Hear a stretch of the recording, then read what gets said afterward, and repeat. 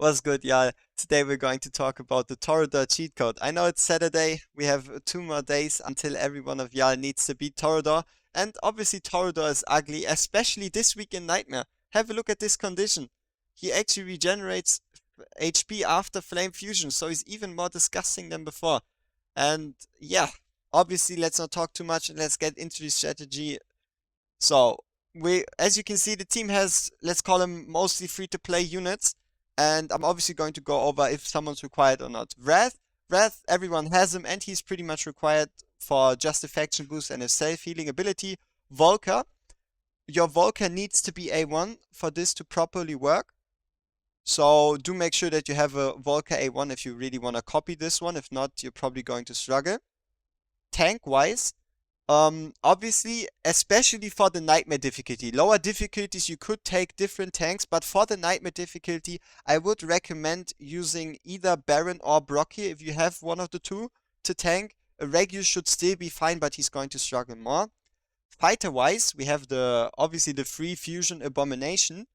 Abomination you can easily replace with any fighter. That fighter, preferably ranged. If you have another ranged fighter, be it Araka, Zillitu, Arrogance, even Absent, you could replace Abomination with those. Oleg. Oleg is a key part of this strategy, and obviously everyone gets him the first time they clear Void, so make sure to use your Oleg. Falchia. Falchia could be any fighter, and if I say any fighter, I mean any fighter. Like, legit any fighter. Salazar, Zillitu, Arrogance, Falchia, Scorch, whoever you want to use, and they obviously need to be built, right? Then we have our platform hero. In this case, it's going to be Setram. Setram has a couple of replacements, being Nocturne, Hex, Silas, even potentially a Pyrus Twinfian combo with a Zillitu, but pretty much your goal is to run a single target focused platform unit. And then we have our healer. We are going to use Vortex, but he could legit be anyone. Any healer imaginable, really. Even Ezreal has a use in this strategy. So yeah, let's not talk too much about it and get straight into it. So for the beginning here, we're just going to place down Volker to deal with the ads at the bottom. And then use Wrath to deal with the ads at the top. And the interesting part about this strategy is we only need to deal with the bottom rows over here one time. The second ads won't even spawn in. Important to note over my Volker, she's 5 stars, okay? She's 5 stars for promoted, which is why she's looking like she's actually going to struggle at the bottom there. If you wanna successfully do this in Nightmare, just 6-star your Volker, or just give her some banger gear and you shouldn't have any problems. And yeah, as you can see, we're dealing with that lane pretty simply. We're already going to prepare for the top lane, so we're going to place down our ranged damage dealer. We're going to bring in our Abomination to obviously keep those dudes at bay. And then in our tank, and that would also be the time where you place down Baron or Brock here, because they do need time to actually charge up their ultimates, because if they don't charge up their ultimates, their survivability is greatly decreased. We bring in Oleg here, so he has time to get up his shield. As you can see, we already removed Volker, because she has no enemies to fight, and the same will happen once Wrath actually kills his minion at the bottom. We're just going to remove him. So, we actually are facing Abomination downwards, so he can help out dealing with those minions in front of Oleg's shield. And furthermore, like I said, any other ranged fighter would work as well. And here we're going to wait for actually every one of those minions to die and then use the ultimate of our ranged damage dealer to help dealing with those dudes in front. So yeah, this is pretty solid. And as soon as those are dealt with, you can already remove your Abomination. And you can then remove your Oleg. So, goal here is going to be to kill Torodor once, okay? Even if you can't make it work exactly like this, you just need to tinker with it a little bit for yourself. You only need to kill Torodor once, really. You need to kill Torodor once, and then it's about how many units you actually still have left over to be able to spawn, but more to that next. So let's get that Torodor to aggro our tank. A quick tip for your tank here, you can wait until the Furious Smash is triggered, so you have longer shield uptime and that shield is actually able to absorb more damage.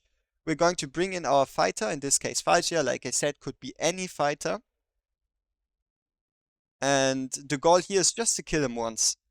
Obviously, as you can see, we have a million options. You could technically, even after this Furious Smash, bring in Wrath or bring in Abomination again if you're struggling with damage.